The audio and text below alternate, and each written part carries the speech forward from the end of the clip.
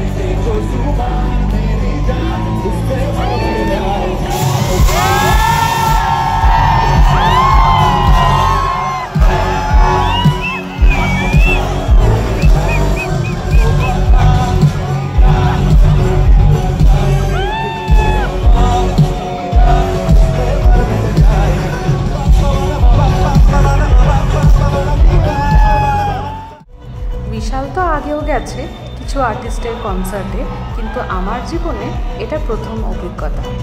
কিন্তু একটা জিনিসে যেটা আমরা দুজনাই একমত, সেটা হলো মারাত্মক সুন্দর অডিয়েন্স এনগেজমেন্ট। এ তো আমরা সবাই জানি এই রঙবতী গানটা হঠাৎ করে ফেমাস হয়ে গেছে। যেহেতু অরিজিৎ সিং ওড়িশায় এসছে, তাই অডিয়েন্স এনগেজমেন্ট বাড়ানোর জন্য উনি গানটার লিরিক্স না জানা সত্ত্বেও অডিয়েন্সকে মাইকটা ধরালেন। এত অপূর্ব সুন্দর অডিয়েন্স এনগেজমেন্ট আমরা দুজনাই দেখে মুগ্ধ।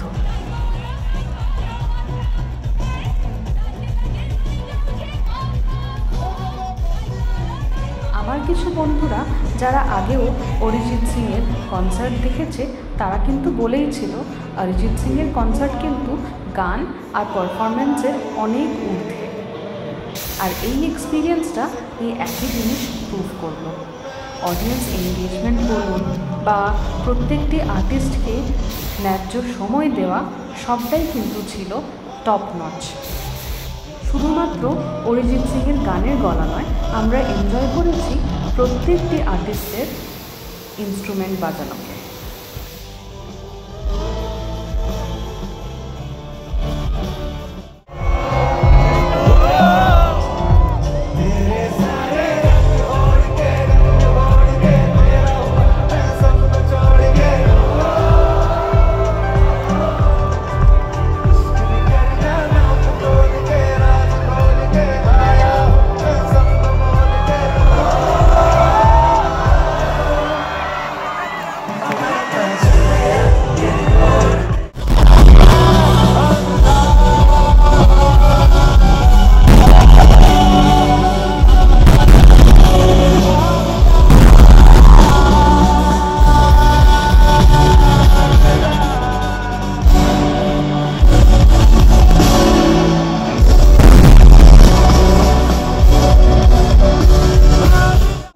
অরিজিৎ সিং গাইতে গাইতে ক্লান্ত হননি, ক্লান্ত হয়ে গেছিলাম আমরা টানা 3 ঘন্টা নাচতে নাচতে। তাই এই সময়টাতে আমরা পিছিয়ে এসেছিলাম, কারণ স্টেজের সামনে হয়ে গেছিল প্রচুর ভিড় সব ফ্যানেদের, যারা অটোগ্রাফ নেওয়ার জন্য দাঁড়িয়েছিলেন।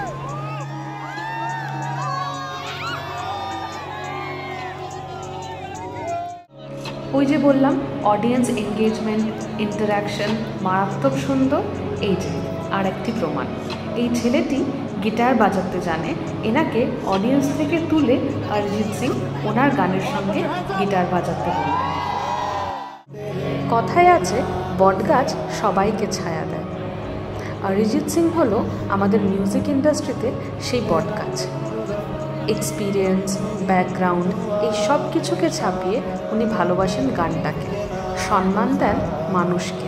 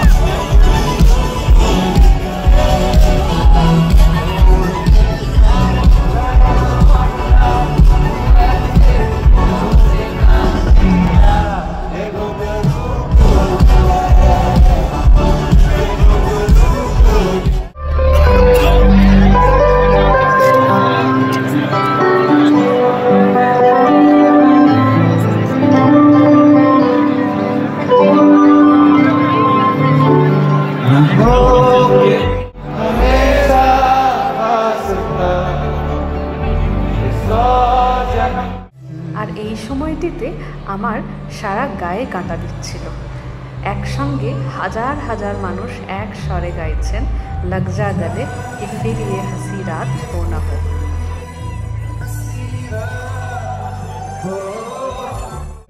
অরিজিতের হাত ধরে আমরা হাজার হাজার মানুষজন ভারতবর্ষের এ প্রান্ত থেকে পৌঁছে গেছিলাম ও প্রান্ত, মানে উড়িষ্যা থেকে আমরা সোজা ছাপিয়ে চলে গেছি পাঞ্জাবে।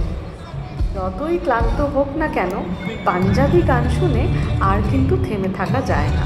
পায়ে অসম্ভব যন্ত্রণা, কিন্তু তাও সবাই লাফিয়ে বেরিয়েছে।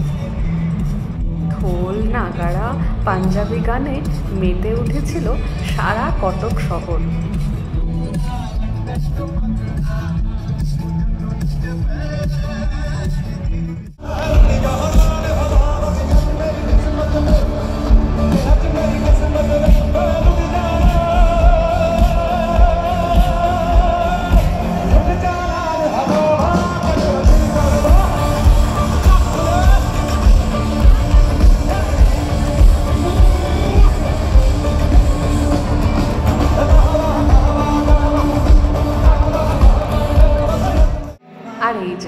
ফাইনালি সেই গানটি, যেটার অপেক্ষায় আমরা প্রত্যেকটি মানুষ ছিলাম, যে কারণে আজকে অরিজিৎ সিংকে আমরা অরিজিৎ সিং হিসেবে চিনি।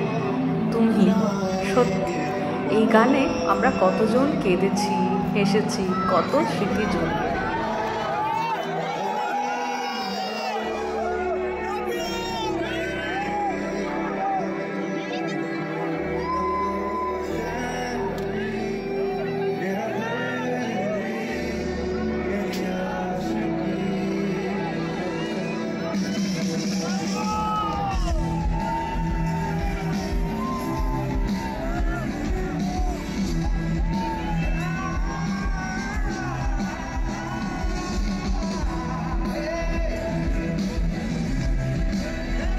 ভালোবাসার ক্যানভাসে এরম গানের রং তুলি দিয়ে সজীব করে যাক আমাদের অরিজিৎ আরও 100টা বছর। এমন উদার মনের মানুষ, মানুষের মতন মানুষ জন্ম নিক বাংলার ঘরে ঘরে।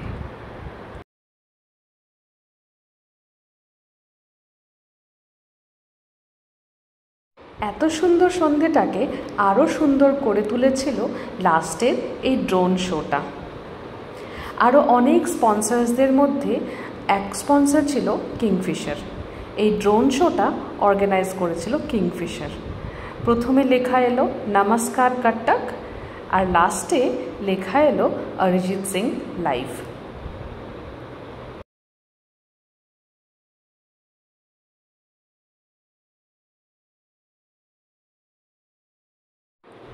সবশেষে যে মানুষটির কথা না বললেই নয়, সেটি হলো এই যে জাফরদা। অরিজিৎ সিংয়ের কনসার্টে আসা এবং তাকে এত কাছ থেকে দেখতে পাওয়া, এই পুরোটাই আমাকে সুযোগ করে দিয়েছে জাগরিতি আর জাফরদা। পুচকেটিকে নিয়ে তোমরা দুজনেই খুব ভালো থেকো। আপনারাও ভালো থাকবেন, সুস্থ থাকবেন। ভালো লাগলে একটা লাইক করে দেবেন। আসছি পরের ব্লগে। এবারে কটক থেকে খড়গপুর ফেরার পালা। সবাই ভালো থাকবেন, সুস্থ থাকবেন। Thank you.